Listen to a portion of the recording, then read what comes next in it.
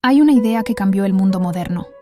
No fue una máquina, no fue una revolución política, fue una idea simple: dividir el trabajo. Esa idea multiplicó la productividad, hizo posible la industria moderna y sentó las bases del capitalismo.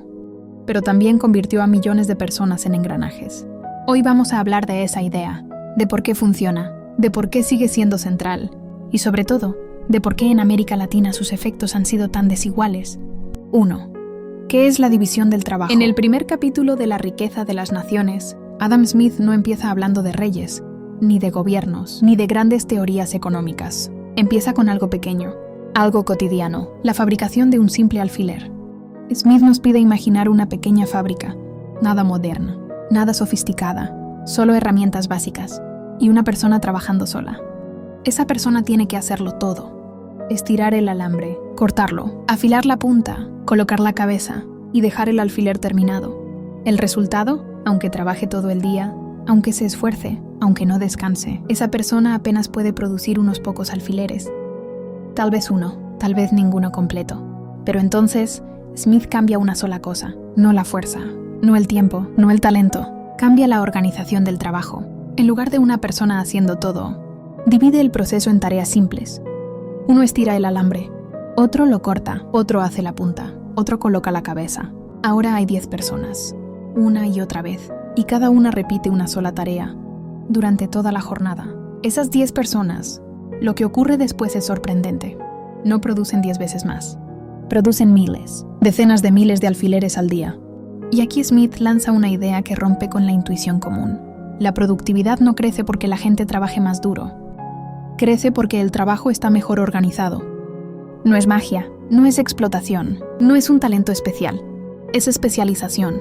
Cuando cada persona se concentra en una sola tarea, se vuelve más rápida, más precisa y comete menos errores.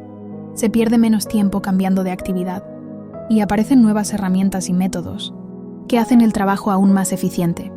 Con este ejemplo tan simple, Smith está diciendo algo mucho más profundo. La riqueza de una sociedad no depende solo del esfuerzo individual, sino de cómo se coordina el esfuerzo colectivo. Este ejemplo del alfiler no es un detalle menor, es la base de todo el libro. Porque si la división del trabajo puede multiplicar la producción en una pequeña fábrica, imagina lo que puede hacer en una ciudad, en un país o en toda una economía. 2. ¿Por qué funciona la división del trabajo? Después de mostrar el ejemplo de los alfileres, Adam Smith hace algo fundamental. No se queda en el resultado. Explica por qué la división del trabajo funciona tan bien, y lo resume en 3 razones principales. La primera es la destreza. Cuando una persona repite la misma tarea, una y otra vez, día tras día, no necesita pensar cada movimiento. El cuerpo aprende, las manos se acostumbran, los errores disminuyen, el trabajo se vuelve más rápido, más preciso, más eficiente. No porque la persona sea más inteligente, sino porque la repetición crea habilidad. La segunda razón es el tiempo. Cuando haces muchas tareas distintas, pierdes tiempo constantemente. Tiempo cambiando de herramienta, tiempo cambiando de postura, tiempo cambiando de concentración. Cada transición rompe el ritmo. En cambio, cuando haces una sola tarea, no cambias de herramienta, no cambias de actividad, no cambias de mentalidad. El trabajo fluye, el ritmo se mantiene, la producción se acelera. Y la tercera razón es quizá la más profunda. La innovación. Cuando una persona se dedica solo a una parte específica del proceso, empieza a verla con otros ojos. Detecta fallas, detecta lentitudes, detecta oportunidades de mejora. Es ahí donde surgen nuevas herramientas, nuevas máquinas, nuevos métodos. Y aquí aparece una idea clave de Smith, que muchas veces se malinterpreta. Smith no glorifica al genio individual. No dice que la innovación nace de mentes extraordinarias aisladas. Dice algo mucho más incómodo y mucho más real. La innovación surge cuando el trabajo está bien organizado. No es el héroe solitario el que transforma la economía, es la estructura colectiva la que permite que las mejoras aparezcan. Cuando el trabajo se divide, cuando las tareas se especializan, el progreso deja de ser accidental y se vuelve sistemático. Y con esto, Smith deja claro algo esencial. La productividad, la eficiencia y la innovación no son solo cuestiones de esfuerzo personal, son consecuencias directas de cómo una sociedad organiza su trabajo. 3. La idea que hizo posible el capitalismo moderno. Después de explicar cómo funciona la división del trabajo, Adam Smith deja implícita una idea enorme. Una idea que, sin exagerar, hizo posible el mundo moderno. Sin división del trabajo, no existen fábricas. Sin división del trabajo, no existen cadenas de producción. Sin división del trabajo, no hay producción en masa. Y sin producción en masa, los bienes no son baratos, no son accesibles, no llegan a todos. El mundo moderno funciona porque nadie hace un producto completo. Nadie fabrica solo un celular. Nadie construye solo un auto. Nadie produce solo una computadora. Cada objeto que usamos es el resultado de cientos, a veces miles, de personas especializadas en tareas distintas. Unos extraen materias primas, otros las transforman, otros diseñan, otros ensamblan, otros transportan, otros venden. La riqueza moderna no es individual, es colectiva. Y aquí aparece una de las frases más honestas y menos repetidas de Smith. Nadie se hace rico solo. Detrás de cualquier fortuna hay una red invisible de trabajadores, de conocimientos acumulados, de procesos organizados a lo largo del tiempo. El capitalismo moderno no nace del esfuerzo aislado, sino de la cooperación organizada. Smith no está diciendo que el individuo no importe, está diciendo algo más profundo. El individuo progresa porque existe una estructura social que hace posible ese progreso. La división del trabajo no solo multiplica la producción, multiplica las oportunidades, y por eso esta idea no es solo económica, es una explicación de cómo una sociedad entera puede volverse más rica sin que todos trabajen más, sino trabajando mejor coordinados. 4. El costo humano. Hasta aquí, la división del trabajo parece una idea brillante. Más producción, más eficiencia, más riqueza. Pero Adam Smith no era ingenuo. Y aquí viene la parte que casi nadie cita. Smith advierte algo inquietante. Una persona que repite la misma tarea, el mismo gesto, el mismo movimiento, todos los días de su vida laboral, corre el riesgo de atrofiarse intelectualmente, no porque sea menos humana, no porque sea menos capaz, sino porque su trabajo no le exige pensar. Smith dice con una claridad sorprendente para su época que ese trabajador puede volverse incapaz de razonar fuera de su tarea mecánica. Dicho en palabras modernas, trabajos repetitivos, alienación, pérdida de creatividad, personas convertidas en piezas intercambiables. Smith no celebraba eso, no lo justificaba, no lo ignoraba. Lo veía como un riesgo real del progreso económico. Para él, una sociedad podía volverse más rica y al mismo tiempo empobrecer intelectualmente a sus trabajadores. Y por eso Smith defendía algo que muchos no asocian con el liberalismo clásico: la educación pública básica, no como caridad, no como lujo, sino como necesidad social. Smith creía que el Estado debía garantizar una educación mínima para que la división del trabajo no destruyera la capacidad humana de pensar, razonar y participar como ciudadano. La idea es poderosa. La economía puede organizar el trabajo, pero la educación debe proteger al ser humano. Para Smith, el progreso verdadero no era solo producir más cosas, sino evitar que el progreso material convirtiera a las personas en simples engranajes sin pensamiento. Y aquí queda claro algo fundamental.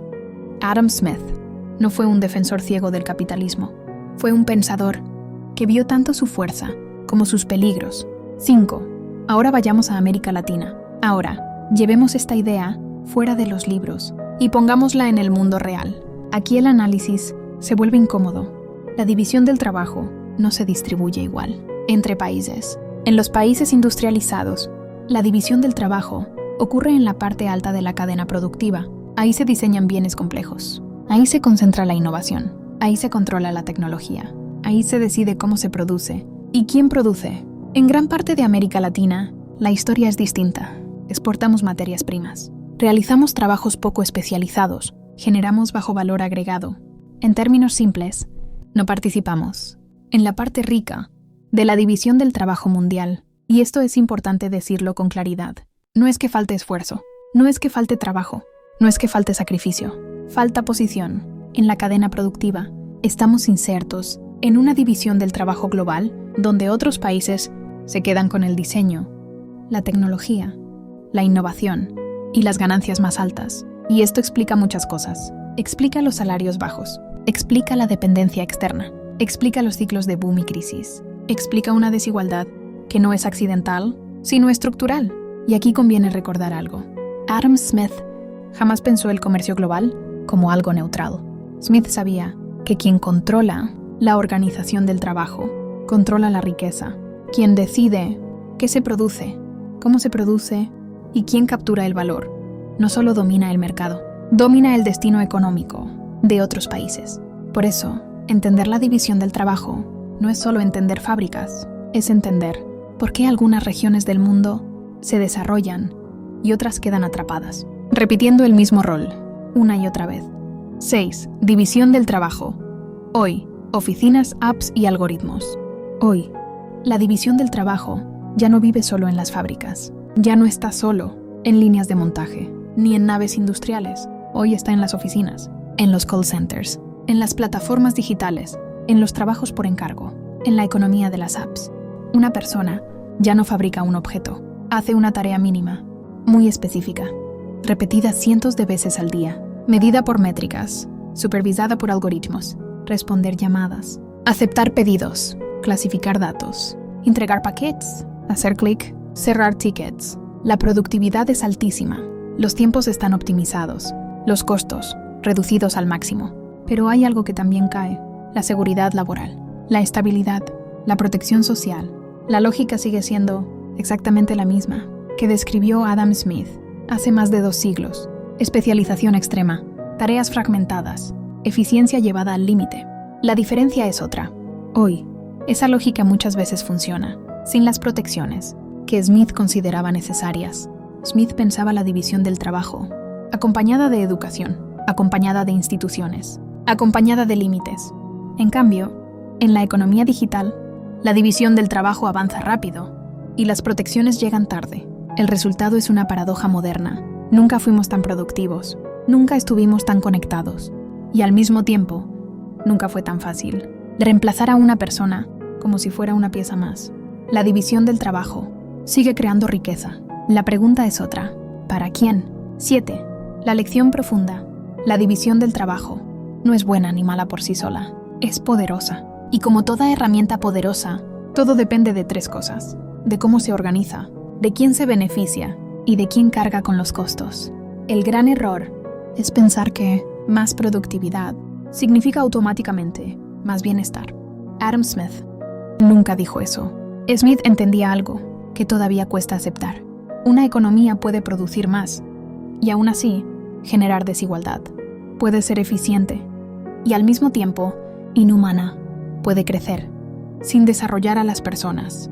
La división del trabajo multiplica la riqueza, pero no decide cómo se reparte.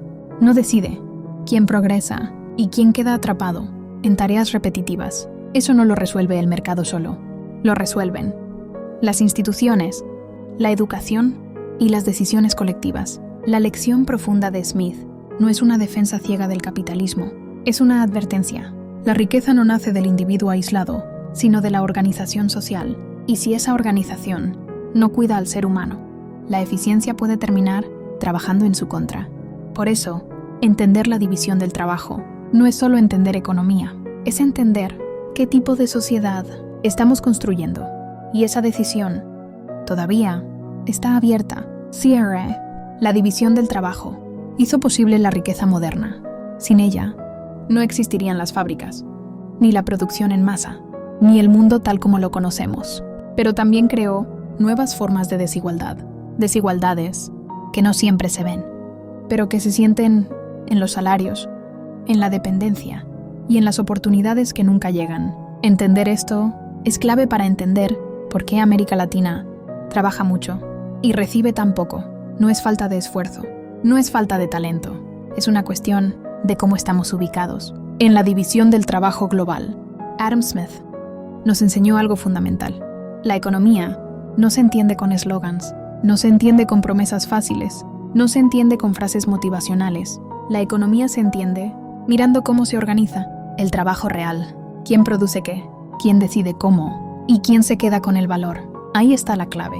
Y mientras no miremos eso de frente, seguiremos confundiendo trabajo duro con progreso real. Y bueno, gracias por quedarte hasta el final. Suscríbete para más análisis económicos claros y sin simplificaciones. Nos vemos en el siguiente video.